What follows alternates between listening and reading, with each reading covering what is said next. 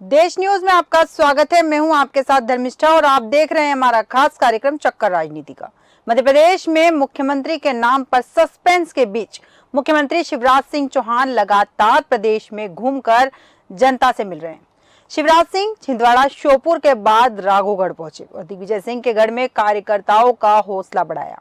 मुख्यमंत्री शिवराज सिंह चौहान विधानसभा चुनाव में बम्पर जीत के बाद हारी हुई सीटों के दौरों और आगामी लोकसभा चुनाव की तैयारी में जुट गए हैं। राघोगढ़ एकमात्र ऐसी विधानसभा सीट है जहां कांग्रेस 5 बार से चुनाव जीत रही है। इस सीट पर कांग्रेस 1977 से काबिज है। इस बार राघोगढ़ सीट पर भाजपा प्रत्याशी हिरेंद्र सिंह बंटी कांग्रेस प्रत्याशी और दिग्विजय सिंह के बेटे जयवर्धन सिंह से 4505 वोटों से हार गए। अब मुख्यमंत्री शिवराज सिंह चौहान राघोगढ़ में जाकर कार्यकर्ताओं का हौसला बढ़ाया और मुख्यमंत्री शिवराज सिंह चौहान इससे पहले श्योपुर पहुंचे थे। यहां पर उन्होंने लाडली बहना सम्मेलन को संबोधित किया था। यहां उन्होंने कार्यकर्ताओं को संकल्प दिलाया कि श्योपुर और विजयपुर विधानसभा से मुरैना लोकसभा चुनाव के लिए इतनी बड़ी लीड देंगे कि इतिहास बन जाएगा।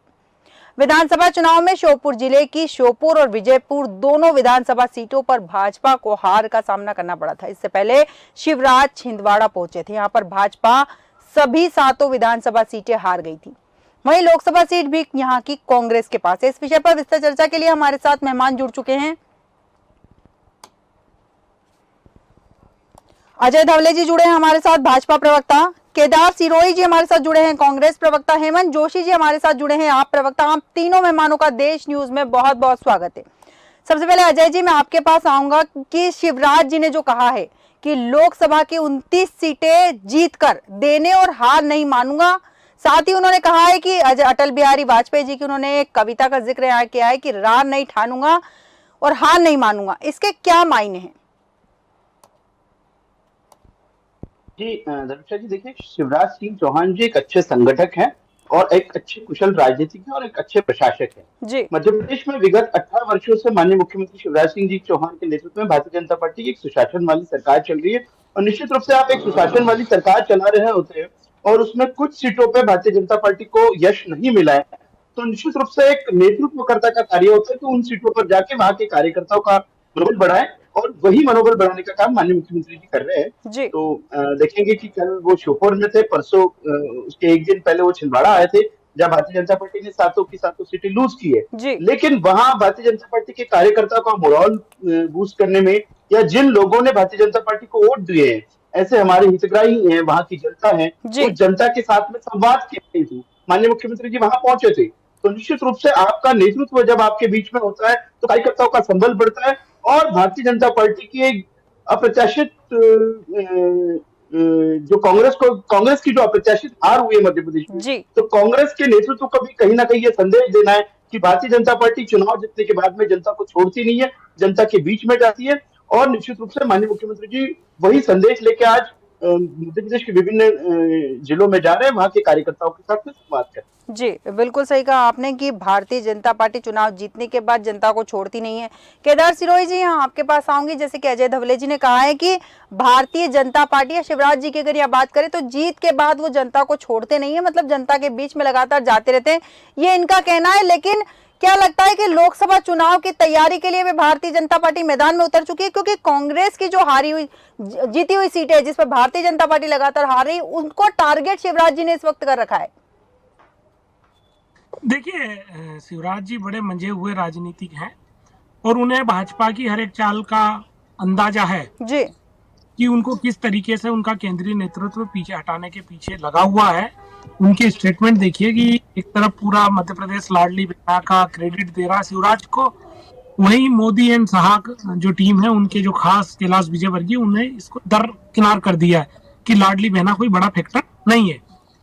अब शिवराज जी को अपनी ताकत दिखाना है, अपने हौसले दिखाना है और उनको एहसास कराना है कि उनके बगैर मध्य प्रदेश जो जरूरत आज मध्य प्रदेश में मुख्यमंत्री चयन में उनको ज्यादा व्यस्तता दिखानी थी। 4 बार के मुख्यमंत्री है, मध्य प्रदेश के सबसे बड़े नेता हैं भाजपा के, वो ये सब चीजें छोड़ के वो उस जगह जा रहे हैं जहां पर चुनावी सीट जहां भाजपा हारी है, वहां से वो अपना स्टेटमेंट के माध्यम से, अपने स्ट्रेटजी के माध्यम से अपने लोगों को इकट्ठा करके वो संदेश देना चाह रहे हैं कि शिवराज इन सीटों पे भी मजबूत है। अगर आपको लोकसभा लड़नी है, आपको लोकसभा जीतनी है, आपको प्रधानमंत्री बनना है, तो मध्य प्रदेश में उनको मुख्यमंत्री बनाना होगा। जी। वो उनका साथ है। मैं वैसे इस चीज में पढ़ने वाला इसलिए नहीं हूँ। देखिए, ये भाजपा का इंटरनल लड़ाई है। जी। भाजपा में जो भी चीजें होती है सौदेबाजी से होती है। सब चीजें जो है उनकी प्री डिसाइडेड होती है। वहाँ लोकतांत्रिक मूल्यों का कोई महत्व, भावनाओं का कोई महत्व नहीं है। सारा प्रोफेशनल डेस्क से मैनेज होता है, तो उसी का चीज है। तो वो चीज शिवराज जी जानते हैं और उनको मालूम है कि ये जो प्रोफेशनल डेस्क का जो सिस्टम और मैनेजमेंट है, इसको वो जनता की ताकत से तोड़ सकते हैं। जी। तो शिवराज जी उस चीज को तोड़ने में लगे हुए। अब देखिए, आज मध्य प्रदेश में भाजपा का जो कार्यकर्ता है वो मौन सा बैठा है, क्योंकि इनका तो कोई अपना चलता नहीं है, इनके नेताओं का चलता नहीं है। जो डिसाइड होता है उसी को संगठन की अंकुश के नाम पे माना जाता है। जो संगठन निर्णय लेगा वही सर्वोपरि है। परंतु जनभावना और मध्य प्रदेश के हिसाब से कौन मुख्यमंत्री होना चाहिए, वो बोलने की स्वतंत्रता भाजपा के कार्यकर्ताओं के पास नहीं है। ठीक है, ये आपको मानना पड़ेगा। ठीक है केदार जी, पुनः आऊंगी आपके पास। हेमंत जोशी जी, मैं आपके पास आऊंगी। मध्य प्रदेश, राजस्थान, छत्तीसगढ़ में भारतीय जनता पार्टी जीत चुकी है और 2024 की तैयारी में भारतीय जनता पार्टी लग चुकी है, यानी कि लोकसभा की तैयारी में भारतीय जनता पार्टी लग चुकी है। यहाँ बाकी दलों की अगर मैं बात करूं तो 2024 की तैयारियां आम आदमी पार्टी कितनी कर रही है और शिवराज जी कितनी चुनौती देने वाले हैं आपको?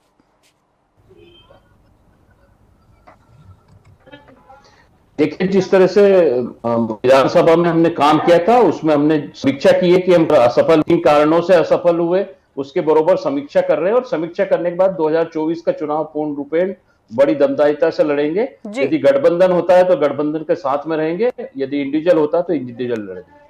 बिल्कुल हेमंत जी, कि अगर गठबंधन के साथ होता है तो उनके साथ लड़ेंगे या फिर अकेले लड़ेंगे, लेकिन पूरी मजबूती के साथ लड़ेंगे। इसी के दौरान हमारे साथ आदित्य नारायण उपाध्याय जी, राजनीतिक विश्लेषक, जुड़ चुके हैं। आदित्य नारायण जी, देश न्यूज में आपका बहुत बहुत स्वागत है। आपके पास आऊंगी। हारी हुई सीटों का जो दौरा शिवराज जी कर रहे हैं, वो शीर्ष नेतृत्व को क्या संदेश दे रहे हैं इन दौरों के माध्यम से कि मेरी हर जगह पकड़ मजबूत है?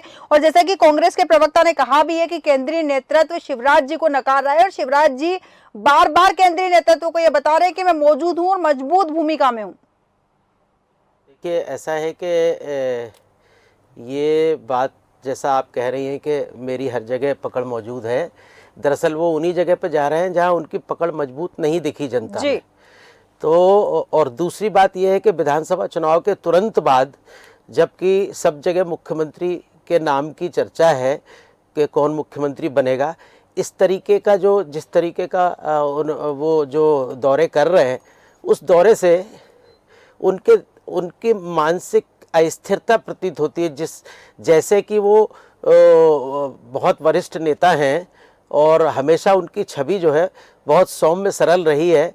वो अपनी अति सरलता दिखाने के लिए जिस तरीके से चुनाव के तुरंत बाद उन्होंने दौरा करना चालू कर दिया, मुझे नहीं लगता कि केंद्रीय नेतृत्व पर इसका कोई खास प्रभाव पड़ेगा, बल्कि लोगों में जो चर्चा जिस तरीके की हो रही है उनके इस तरीके के दौरों से, उस दौरे से उनकी जो स्थिरता वाली छवि है, उस छवि को थोड़ा सा धक्का लगने की संभावना लगती है मुझे। तो उनको थोड़ा सा इंतजार कर लेना चाहिए कि यदि उनको लोकसभा चुनाव की भी तैयारी करना है, लोकसभा चुनाव के लिए प्रयास करना है मिशन 39 के लिए, तो फिर उनको कम से कम थोड़ा सा केंद्रीय नेतृत्व के इशारे का इंतजार करना चाहिए।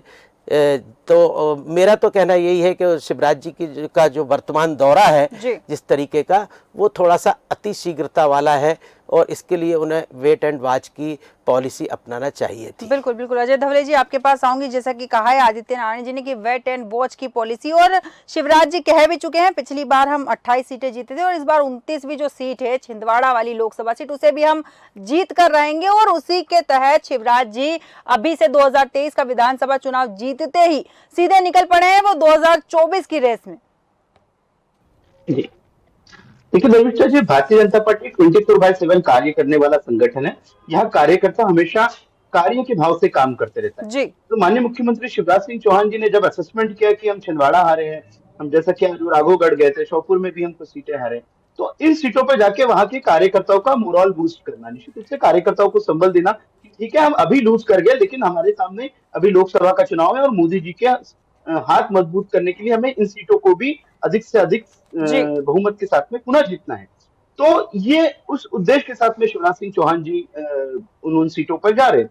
रही बात तो इससे कि उनका ये आकस्मिक दौरा क्यों बन रहा है, तो देखिए शिवराज जी मध्य प्रदेश के जनप्रिय नेता है, जननेता है, और विगत 18 वर्षों से एक ऐसे इकलौते मध्य प्रदेश के नेता है जिसका पैन मध्य प्रदेश, जिनका स्वीकार्यता है, जिनका जनाधार है। जी तो निश्चित रूप से लगता है कि इतना बड़ा जनादेश मिला है तो जनता के बीच में जाके उसको सेलिब्रेट भी करना चाहिए, उत्साह के साथ में उस जनादेश को जनता के साथ में मनाना भी चाहिए। ठीक है। तो ये सारे कार्यक्रम भी माननीय मुख्यमंत्री जी अपने दौरे अजय में जी, कर मैं रहे हैं। यहाँ एक चीज और पूछना चाहूंगी आपसे कि आपने जैसा कि कहा है कि जीत के लिए उन्हें जनता के बीच में जाना भी चाहिए, चीज बतानी भी चाहिए, लेकिन वही सीटें क्यों चुनी जा रही है जहां कांग्रेस की पकड़ मजबूत है और भारतीय जनता पार्टी की कमजोर है? क्योंकि जहां सीटें आप जीते हैं वहां भी तो जा सकते हैं। देखिए धर्मिष्ठा जी, भारतीय जनता पार्टी को इस चुनाव में ऐतिहासिक बहुमत मिला है। वोट बिल्कुल। परसेंटेज के लिहाज से भारतीय जनता पार्टी को सर्वाधिक 49% मिला है अब तक के मध्य प्रदेश की राजनीति के इतिहास जी। में। अब उन सीटों पे भी हम क्यों जा रहे हैं, उन सीटों पे भी हमें जिन जनता ने वोट दिए हैं सबसे पहले उनका धन्यवाद हो जाए कि उन्होंने हमें वोट दिया, लेकिन हम सीटें जीत नहीं पाए। कहीं ना कहीं हम वहां की जनता को हमारी बातें बताने में सक्षम नहीं रहे। तो उन सीटों से पहले संवाद हो जाए, उन सीटों की जनता से पहले संवाद हो जाए, जी। ये एक उसके पीछे की रणनीति है। निश्चित रूप से जहां जीते हैं वहां पे हमारे विधायक प्रत्याशी हैं, अन्य नेतृत्व है, लेकिन जहां हम हारे हैं वहां के जो हमारे चुनाव लड़े हुए प्रत्याशी, उनका भी मोराल बूस्ट करने की आवश्यकता है, उन्हें संबल देने की आवश्यकता है। बिल्कुल। तो क्योंकि अभी आगामी 6 महीने में लोकसभा का चुनाव है, तो संगठन को सुदृढ़ करना, संगठन के लोगों से बात करना, कार्यकर्ताओं से संवाद करना, ये एक रणनीति के तहत कार्य होता है। भारतीय जनता पार्टी हमेशा अपने जो दौरे होते हैं, अपना जो संगठन का कार्य होता है, स्ट्रेटेजी के तहत। बिल्कुल बिल्कुल सही कहा कि भारतीय जनता पार्टी एक रणनीति के तहत काम करती है। केदार सिरोही जी, आपके पास आऊंगी। जैसे कि अभी भी मैंने कहा था अजय जी से कि शिवराज जी जा रहे हैं, लोगों के बीच जा रहे हैं, खुद की सीटें जीते, जो सीटें उन्होंने जीती उस पर नहीं जा रहे, वो जा रहे हैं उन सीटों पर जहां पर कांग्रेस का कब्जा 1977 से राघोगढ़ पर कांग्रेस का कब्जा है। उस सीट पर जाने की कोई खास रणनीति या फिर कांग्रेस की उन सीटों पर सेंध लगाने की तैयारी कर रही है भारतीय जनता पार्टी? देखिए, अजय जी ने बहुत अच्छे से कहा है कि रणनीति के तहत है, तो शिवराज जी बिल्कुल रणनीति के तहत काम कर रहे हैं। वो किसी भी हालत में सीएम की कुर्सी देना नहीं चाहते हैं, और उस कुर्सी को बचाने के पास उनके पास ये जो फार्मूला है कि हारी हुई सीट पर जाकर शक्ति प्रदर्शन करने का दौर है।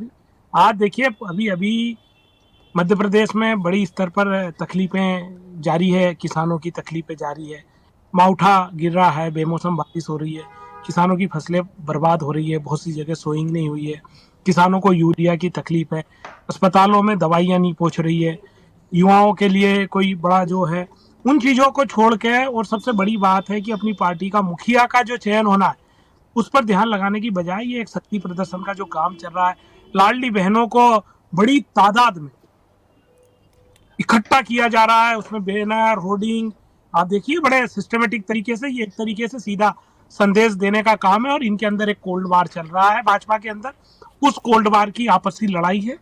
इसलिए हम लोग तो इनका जो एक तरीके से कह रहे हैं कि जनता को बेवकूफ बनाने का, नोटंकी का जो खेल है, केदार जी, जैसा कि आपने कहा कि जनता को बेवकूफ बनाने की आपने जो बात करी है, अगर इन्होंने जनता को बेवकूफ बनाया भारतीय जनता पार्टी ने, तो भारतीय जनता पार्टी इन्हें पूर्ण बहुमत देती ही नहीं। जनता क्योंकि बहुत समझदार है।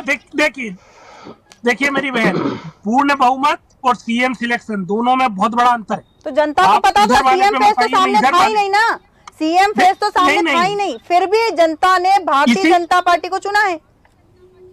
इसीलिए मैं आपको बता रहा हूँ कि इनकी नोटंकी क्या हो रही है वो समझिए आप। एक तरफ ये कह रहे हैं कि हम केंद्र में पार्टी है, ओबीसी, देखिए कांग्रेस आज भी आत्ममंथन नहीं कर रही, हमारी होती प्रत्याशी हार की समीक्षा नहीं कर रही। अभी ये लोग भारतीय जनता पार्टी का मुख्यमंत्री कौन होगा, क्योंकि हमने मुख्यमंत्री सामूहिक नेतृत्व के साथ चुनाव लड़ा। कई बार ये कह रहे हैं कि विधायक जो चुनाव नहीं है बाहर से भी है, उसको भी हम लोग देंगे। तीसरा कह रहे हैं कि हमने जो केंद्र से 4-5 आदमी भेजे हैं, मिलकर ये सोचना पड़ेगा कि ये काली तो कांग्रेस के सवाल ये आ रहा है कि जब आप केंद्र में पार्टी हो, आप जनता की भलाई वाली पार्टी हो, आपको दिग्विजय सिंह और कमलनाथ जी की काली का कांग्रेस का सामान्य कार्यकर्ता अपने चेहरे पर लगाने को तैयार है, और कमलनाथ जी दिल्ली चले गए हैं। दिग्विजय सिंह अगर आज कार्यकर्ताओं को सामने चेहरे पे काली लगाने का काम कर रहे हैं, कांग्रेस के नेतृत्व को यह सोचना चाहिए भारतीय जनता पार्टी ने प्रचंड बहुमत के साथ सरकार बनाई है, उसी प्रचंड बहुमत के साथ मध्य प्रदेश की नई निर्वाचित सरकार सोलंकी जो है वो अपनी ताल ठोक रहे हैं। उसी भव्यता आप के देख साथ में होगा लीजिए, और एक नई अनार और सरकार 100 मध्य प्रदेश बीमार को वाली सर्वांगीण कहावत हो गई है विकास मध्य प्रदेश में। के एजेंडे आज पे की काम तारीख में करेगी। मध्य ऐसी प्रदेश एक में भव्य दिव्य सरकार भाजपा मध्य में प्रदेश में खेमों आने जा की रही पार्टी है। बनकर हमें तो कांग्रेस की जो ठीक है इस तरह का अजय जी, जो केदार जी, ये अजय जी, केदार जी, सुनिए हमारी बात सुनिए। हम जैसे कि चर्चा अगर कर रहे हैं शिवराज जी के नाम पर, जैसे कि केदार जी कह रहे हैं कि सीएम फेस सामने नहीं किया, सीएम फेस सामने ना करने के बाद जनता ने पूर्ण बहुमत दिया है, भारतीय जनता पार्टी के नाम पर उन्होंने बहुमत दिया, और कमलनाथ जी को तो आगे किया था कांग्रेस ने सीएम फेस के तौर पर, बावजूद इसके जनता ने उन्हें नकार दिया है। तो कुछ तो कमियां रही होगी कांग्रेस पार्टी से, आप लोग जनता के बीच में नहीं जा पाए होंगे, या फिर जनता को अपनी बात नहीं समझा पाए थे। बहुत सारे ऐसे मुद्दे थे, लगातार मुद्दे चल रहे थे कि एंटी इनकम्बेंसी के चलते भारतीय जनता पार्टी को नुकसान होना है, लेकिन उसको आप भुना नहीं पाए। जी केदार जी, भुनाने का सवाल नहीं था। हम लोग राजनीतिक जो करते हैं वो लोकतांत्रिक मूल्यों और विकास के आधार की करते हैं। ठीक है। हमने जनता के बीच में कोई लॉलीपॉप नहीं ले गए थे। मुद्दों की लड़ाई 5 साल जमीन पे लड़ी थी, और उन मुद्दों की जिनकी लड़ाई लड़ी थी, उन मुद्दों के हमने समस्या के समाधान कौन सा मुद्दा था केदार जी? केदार जी, कौन सा मुद्दा था? बेरोजगारी। बेरोजगारी का मुद्दा था ही नहीं। पूरे विधानसभा चुनाव में बेरोजगारी का मुद्दा नहीं था, मुद्दा केवल था जाति जनगणना का। अत्याचार था, आप अधिकारियों के ऊपर शोषण था, क्या नहीं था? आप देखिए, हर मुद्दे का हम लोग समाधान लेके आए। आदिवासियों के साथ जो अत्याचार हो रहा था, वन अधिनियम में जो प्रॉब्लम आ रही थी, कहाँ पर आप नहीं, रेवेन्यू में जो तकलीफ ठीक थी, है केदार जी, किसानों की आदित्य फसल नारायण जी बीमा की आपके पास तकलीफ थी। आऊंगी। जैसे कि कांग्रेस का कहना है कि मुद्दे थे, कई मुद्दों पे हम लड़े, तो क्या कमी रह गई? फिर जनता को समझा नहीं पाए वो मुद्दे, या फिर जनता ने इनकी बात को सिरे से नकार दिया, या फिर भारतीय जनता पार्टी अपनी बात बहुत अच्छे से समझा पाई जनता को? ये बात तो बिल्कुल सही है कि कांग्रेस को जिस तरीके से सड़कों पर उतर करके और जनता के बीच जाकर के प्रदर्शन करना चाहिए था, लोगों की समस्याएं और मुद्दे सामने लाना चाहिए था जी। उस तरीके से कांग्रेस सड़कों पे उतर नहीं पाई, लोगों तक से जुड़ नहीं पाई। पिछले 5 सालों में सभी देख रहे हैं जिस तरीके का जमीनी आंदोलन की आवश्यकता थी, वो आंदोलन, ऐसा कोई भी आंदोलन कांग्रेस ने मध्य प्रदेश में खड़ा नहीं किया। बल्कि पिछले चुनाव में जरूर बहुत सारे सामाजिक कार्यकर्ता भी इनके साथ में, आरटीआई एक्टिविस्ट वगैरह आकर के कांग्रेस के साथ जुड़ गए थे, क्योंकि ऐसा लग रहा था कि जनता की लड़ाई कांग्रेस लड़ेगी। पर इस बार कमलनाथ जी अकेले लड़ते नजर आए, ना तो पूरी पार्टी उनके साथ थी, पार्टी के दिग्गज भी उनके साथ ऐसा सक्रिय रूप से नहीं दिखे, ऐसा लोगों में संदेश नहीं गया कि पूरी पार्टी एक है। और कमलनाथ कहीं अकेले पड़ते नजर आए पूरे चुनाव में, और इसीलिए जो है आम लोगों तक इनकी कांग्रेस की बात नहीं पहुंच पाई। कांग्रेस को और ज़्यादा आत्मचिंतन की आवश्यकता है, सही बात तो यही है। बिल्कुल सही कहा आपने कि आत्मचिंतन की आवश्यकता है। हार हुई है तो हार को स्वीकार करना, उसके कारणों को ढूंढना और पुनः मजबूती के साथ मैदान में आना, क्योंकि भारतीय जनता पार्टी भी एक मजबूत विपक्ष चाहती है। भारतीय जनता पार्टी भी चाहती है कि उन्हें एक मजबूत विपक्ष मिले। हेमंत जोशी जी, आपके पास आऊंगी, आपसे जानना चाहूंगी कि जिस तरह हार की बात आती है कि हार को सहज स्वीकार करना कि हमसे कहीं ना कहीं कमियां रह गई है, हम जनता के बीच नहीं पहुंच पाए, अपनी बात नहीं रख पाए, आपको क्या लगता है कि कांग्रेस को एक्सेप्ट करना चाहिए इन चीजों को कि हाँ हमसे ये कमियां रह गई, हम जनता के बीच में ठीक से नहीं जा पाए, या फिर भारतीय जनता पार्टी की कमियां जनता को नहीं बता पाए और हम क्या जनता को बेहतर दे सकते हैं वो भी जनता को ठीक से नहीं समझा पाए? देखिए, कांग्रेस ने जो चुनाव लड़ा वो सिर्फ मीडिया में जो रिपोर्ट आती थी या जो सर्वे आते थे उस पे आत्ममुग्ध होकर कांग्रेस चुप बैठ गई। कांग्रेस ने बिल्कुल जिस हिसाब से भारतीय जनता पार्टी चुनाव लड़ रही थी, जिस कैपेसिटी से लड़ रही थी, सेंट्रल नेतृत्व तो आ गया था और सब तरीके से वो युद्ध स्तर पर चुनाव लड़ रही थी, वैसे कांग्रेस ने अपनी प्रतिभा नहीं दिखाई। उसी का ये परिणाम है कि कांग्रेस संदेह में रह गई और भारतीय जनता पार्टी जीती। कांग्रेस को अभी जमीनी लेवल पर संघर्ष करना चाहिए। जो मुद्दे तो अभी वही हैं जो शिक्षा, स्वास्थ्य, रोजगार, महिला अत्याचार का मुद्दा है, वो अभी भी एज इट इज है। भ्रष्टाचार में मध्य प्रदेश का नाम जो है वो अभी भी है। इन मुद्दों पे यदि ढंग से काम किया जाए तो भारतीय जनता पार्टी को हराना कोई बहुत बड़ी बात नहीं। हेमंत जी से मैं कहना चाहूंगा कि जमीनी संघर्ष की आवश्यकता तो और पार्टियों को भी है, जैसे आप पार्टी को भी है। आप पार्टी ने भी कोई आंदोलन खड़ा नहीं कर पाई है, जैसा कि आप पार्टी से लोगों को उम्मीद थी, जैसा उन्होंने दिल्ली में और पंजाब में और जगह जिस तरीके से अपना अस्तित्व जो है उन्होंने जमाया है, उस तरीके का मध्य प्रदेश में लोगों को ऐसा लगता था जरूर कि यदि कांग्रेस कुछ नहीं कर पाएगी तो कोई तीसरी पार्टी कभी ना कभी जरूर आएगी, और लोगों की उम्मीद पर लेकिन आम आदमी पार्टी मध्य प्रदेश में तो खरी नहीं उतर पाई। इसके पीछे जो भी कारण रहे हो, चाहे वो भारतीय जनता पार्टी नीति, केंद्र सरकार का दबाव रहा हो, जो भी रहा हो, वो आप ही अच्छी तरीके से व्याख्या कर पाएंगे। देखिए, जो बिजली का मुद्दा था या जो कारम डैम घोटाले का मुद्दा था, जो भ्रष्टाचार के मुद्दे पे हमने आंदोलन किया, हमारे कितने ही लोग जो है वो जेल में चले गए इसके चक्कर में, वो हम करते रहेंगे। आगे भी इनको जेल में डालना तो डाल सकते हैं, हम कोई नहीं, पर जनता के मुद्दों पे लड़ेंगे। बेसिकली ये जो चुनाव हुआ, ये जो मूल मुद्दे थे उस मुद्दे पे हुआ ही नहीं। भ्रष्टाचार इतना बड़ा मुद्दा था मध्य प्रदेश में, उस पर कुछ नहीं हुआ। रोजगार बहुत बड़ा मुद्दा था, बेरोजगार बहुत थे, उस पर कोई चुनाव नहीं हुआ। जो चुनाव की तस्वीर थी वो दूसरे मुद्दों पे लेके भारतीय जनता पार्टी ले गई। हेमंत जी, आप ही के सवाल के साथ अजय जी के पास जाऊंगी। अजय दवले जी, जैसा कि हेमंत जी ने कहा है कि हम आवाज उठाते रहे और हमें जेल में डाला गया, ये साफ साफ आरोप है भारतीय जनता पार्टी के ऊपर। जी धर्मिष्ठा जी, जिनकी पूरी की पूरी कैबिनेट जेल में बैठी है, उन्हें मध्य प्रदेश की जनता के जनादेश पर आरोप लगाने की आवश्यकता नहीं है।